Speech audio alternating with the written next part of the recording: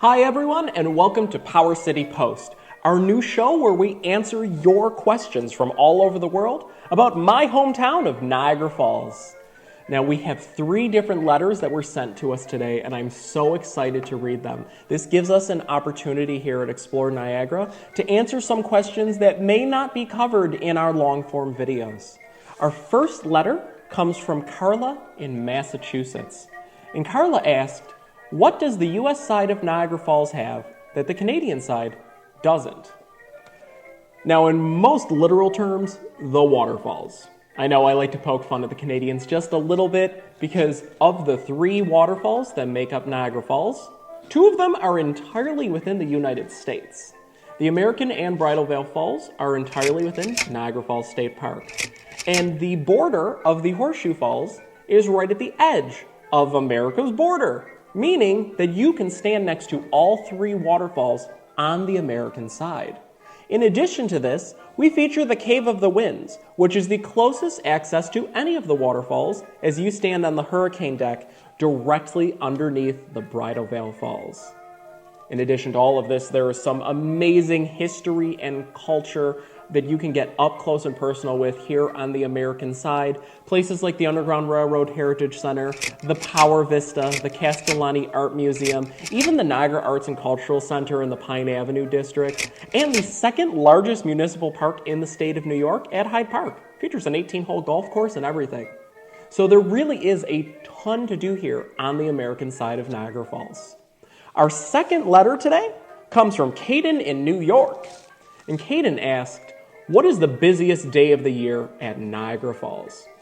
Now, normally I can give you a very clear answer, and it's either Independence Day weekend or Labor Day weekend. You see, each one of those usually take turns every year to decide which weekend's going to be the craziest, and it's either the Saturday afternoon or Sunday all day that breaks the record every year. However, I'm going to throw that out the window this year, because we're preparing for the Great American Eclipse on April 8th, 2024 at around 3 p.m.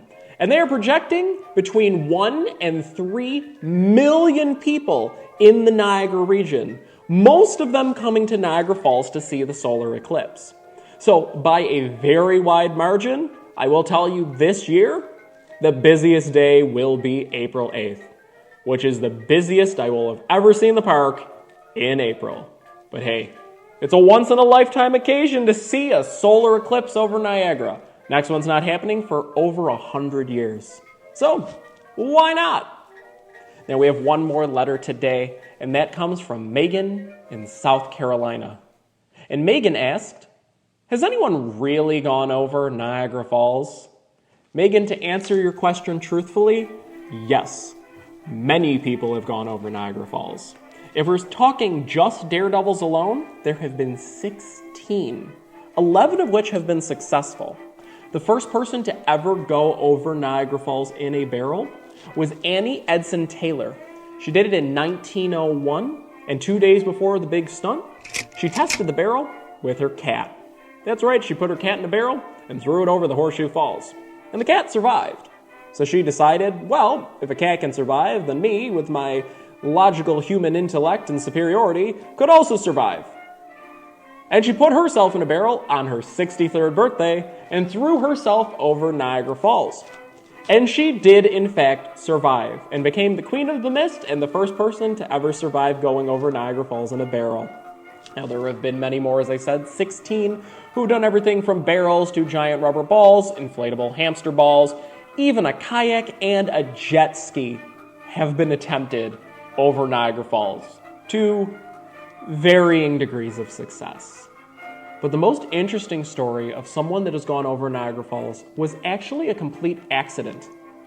In 1960, a 7-year-old boy named Roger Woodward was on a fishing trip upriver when unfortunately the boat malfunctioned. He was thrown into the upper rapids and went over the Horseshoe Falls in nothing but a life jacket and a pair of swim trunks. Miraculously, he was pulled out of the water by the Maid of the Mist boat without a scratch on him. A true miracle of Niagara Falls. Now, I'd like to thank all of you for joining us today, and the 3 of you for sending in your amazing questions. And remember, if you want to have your questions answered here on air, send them over to media@exploreniagarausa.com. We'll be happy to answer your questions. Folks, I hope you enjoy your time. Have a great day. And most of all, if you're planning a trip to Niagara Falls, give us a look using the link down in the description below. Bye, everyone.